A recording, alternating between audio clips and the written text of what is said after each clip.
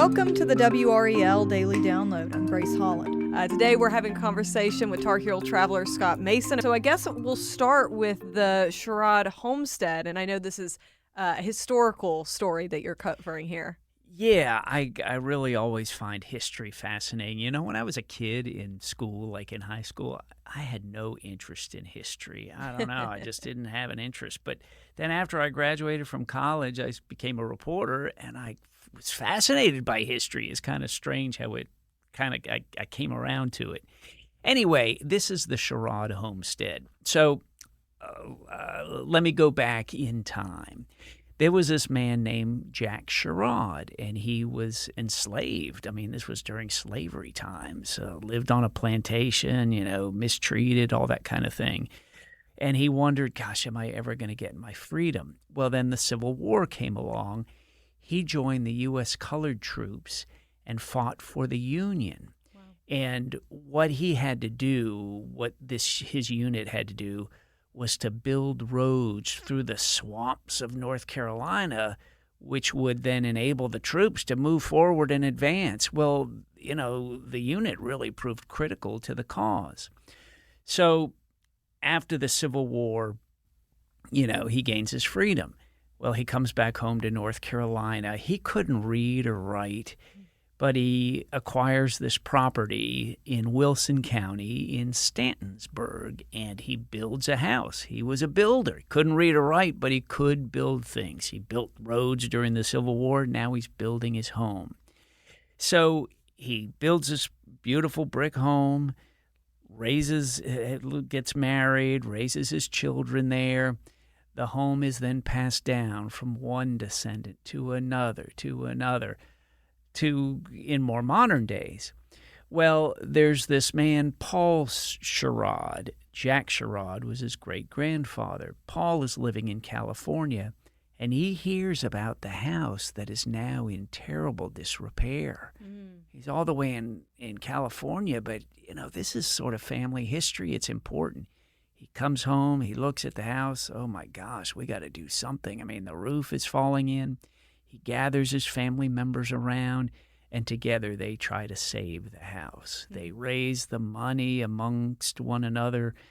They do the work. And as they're repairing the house, they begin finding these documents and old photographs. And they sort of knew a little bit about Jack Sherrod, not really. They never really got the big picture. Well, now all of a sudden they find the big picture.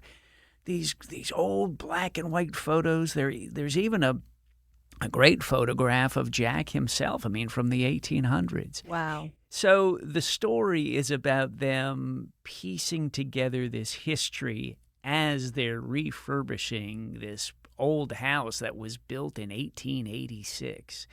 And so I did the story on that. Of course, it's an African-American family, and they just had their 140th family reunion. It's incredible. Yeah, so it's really a story about holding on to what you feel strongly about. That family history could have been lost along with the house, and yet together they've rescued it. Yeah, and it occurs to me that, Jack Sherrod built this house himself, and here they are coming back in and bringing it, rebuilding it in a sense, rebuilding that legacy. Yeah, and to see the actual photographs, and there's an old family Bible that they found, and then the picture of Jack, and there are other little side shoots to the story. For example, Jack Sherrod's wife, Cassie, could read and write. A woman reading and writing in the 1800s, that was pretty rare, but she could. Yeah. And so they're obviously very proud of their ancestors. Yeah, and to keep up with it and be able to connect to it, I don't know as much about my family as this family does, you know what I mean? And it's incredible that they get to know that legacy and to celebrate it. Well, 140 years of reunions is amazing. I know, and they so appreciate so much more what their ancestors went through. All the hard work and building this house with his bare hands, and being a slave, fighting in the Civil War, everything that they had to endure, and yet they persevered. Yeah, what an incredible story. I can't wait to see that one. Let's take a quick break right there, and we'll be right back.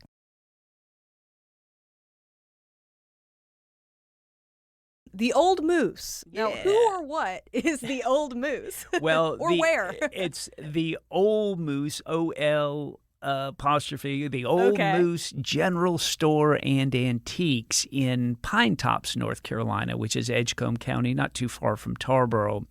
Well, the Old Moose is this building. It's more than 100 years old. In fact, it is the oldest building in Pine Tops. In fact, do you know how Pine Tops got its name? I would imagine that it's from all the pine trees, but I don't know for Well, you're sure. close, yeah. Okay. As the story goes, Pine Tops used to be this old train town. This passenger on a train, they're rumbling through town, and there was hardly anything in town at the time. And he's like, "Man, all I can see are the tops of the pines." Oh. So the story goes, that's how the name Pine Tops came to be.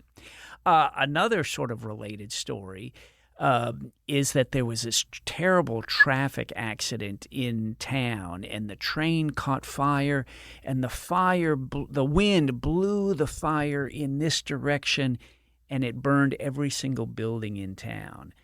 Now, there were just a handful of buildings on this side that were saved, and today the building, the Old Moose General Store and Antiques, is the oldest building in Pine Tops. Now, what that building is for years and years, it was sort of like an antique mall. Many antique vendors had their spaces in there, and people went and shopped.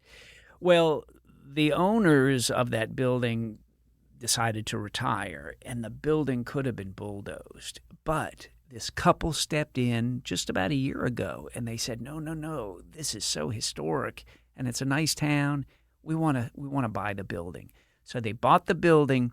They kept essentially the same concept, antique vendors with different booths. And it's some of the history in there is great. These old gas station signs, old gas pumps, old cookbooks, old clothing.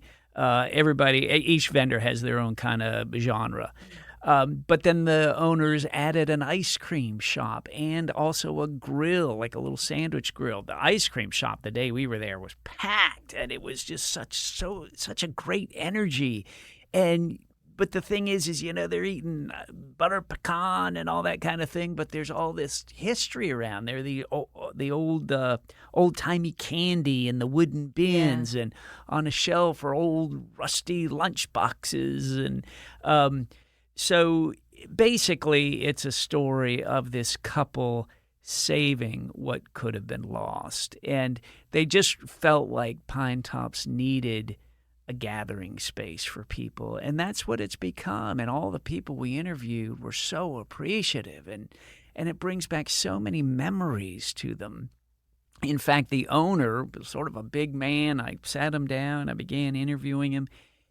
And he actually was shedding tears. He said, I used to visit a place just like this with my granddad. And then he has since passed away. And I'm just flooded with memories. That's what it does to me. So I don't know. It's kind of on the surface a simple story, but a fun one. And it's just so rich with history and with memories and nostalgia. Yeah, I think a lot of us can relate to a space like that we went with. Yeah, a grandparent or our parents or cousins or something, it's really nice. And it occurs to me in both of these stories, it's about preserving a tradition of some kind. Yeah, and these little stories of history together sort of make up the fabric of the whole state of North Carolina that has such deep roots and deep history itself. Yeah, it's like a quilt. Yep, exactly. A quilt of all these beautiful things. And Scott, we appreciate you sharing these stories and showing us the little squares of the quilt across our state. It's always fun. And thank you for listening to the WRAL Daily Download and for making us part of your morning routine. Another great way to get WRAL news is the Morning Briefing newsletter. That's a daily email with Triangle news, events, and headlines to help you get ready for the day.